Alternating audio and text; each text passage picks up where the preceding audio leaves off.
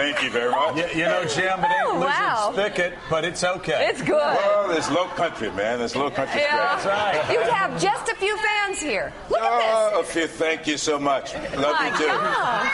And you know what else Jim She loves? says you're gorgeous. Oh, you're so kind. Thank you. You know what else Jim loves? Jim loves watching Republican debates like last night's debate. That's why you're smiling. That was a great show last night.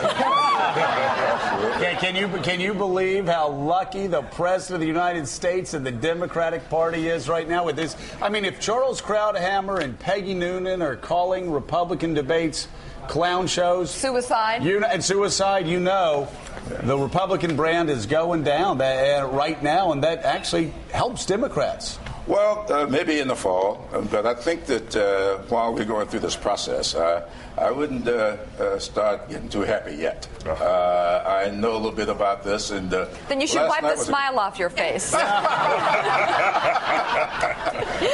you got to do it, yeah. Yeah, okay. Well, the kind of hard right now, isn't it? Lane, Jim, and you're exactly right. In politics, a week is a lifetime. A week ago, Mitt Romney had this thing locked up. Right. Today, he's looking at possibly not only losing Iowa, but losing South Carolina. I think it's a very good possibility that it will, because I think the last night was a great night for Democrats, but it was an even better night for Newt Gingrich. Andrea Mitchell, we do see a little pushback, though, from your hearing behind the scenes in the Republican Party to Newt Gingrich. It isn't like there's been a complete turnaround here and there's a new front runner. No, I think that's why the Republican leadership, the national Republicans, Haley Barbour from Mississippi, you know, who yesterday said that if Newt were the nominee, they would risk not having a Republican Speaker of the House, that he would actually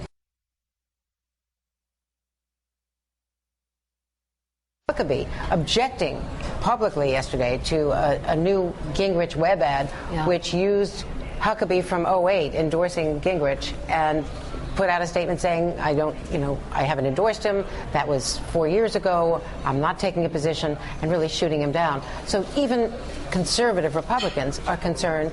Those who worked with him, I mean, Santorum actually made that point in the debate last night. You know, I was there in the House. He didn't follow up on it, but he made a cogent argument against the criticisms of Gingrich's leadership and his lack of discipline. And Eugene Robinson, I wonder what you do when you sit down on a day like this and think about what to write about in your next column, because this renews I certainly agree with Congressman Clyburn, though. If Democrats are going to get all happy and say, oh, well, you know, it's going to be a cakewalk in the fall, they're crazy. Right. We know this is going to be a close election. Times. However, you now have, the still front runner, Mitt Romney, who has been shown to have this issue, the money issue, the Richie Rich issue,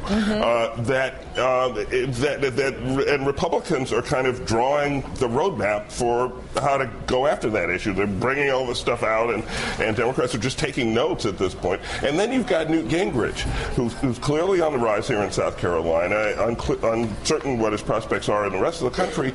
But if he were the nominee, what are the odds that Newt Gingrich would self-destruct at some point?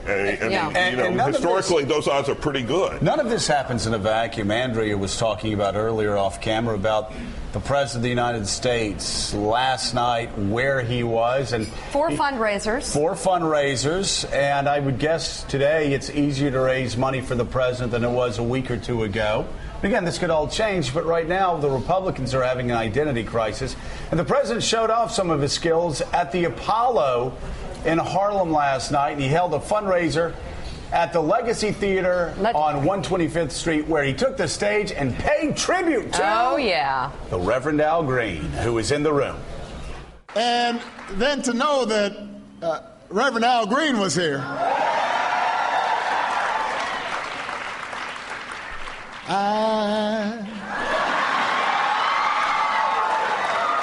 So in love with you. Those guys didn't think I would do it. I told you I was going to do it. And the Sandman did not come out. You know what? Can you believe that he can do the Reverend Al Green? I think well? last night was a moment to sing, actually. It was dedicated perhaps. to the Republicans. You make me feel, Brandon. Exactly.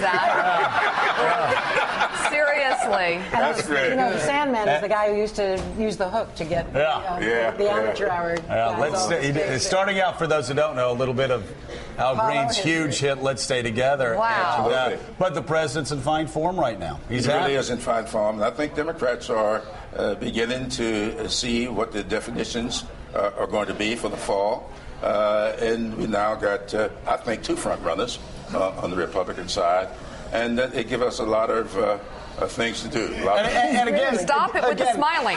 Stop it now. Right now, let's go back and talk about this, because Jim, we were talking about how Republicans are going through a bad spell, but you said it's a long way to go. We can even go back to the middle of December. The president was back on the ropes. He was about to give in on Keystone. He was about to give in on tax cuts. And then the Republicans overreached. Things blew up. That's right. And the president, after a pretty bad political year, absolutely ended strong. So, again, there's going to be a back and forth. But what we're seeing now is I think we're starting to see this race really start to... That's right. It's firming up. And people pretty much know exactly what to expect. What we've got to do now as Democrats is begin to remember that this is all about people in their homes, around the kitchen tables. It's all about young people having an opportunity to further their educations, stabilizing communities. We have got, as Democrats, to focus on communities, on families. That is what's going to define this race in the fall. And now that the economy is beginning to look much better, the president's 22 consecutive months of private sector job growth means a whole lot.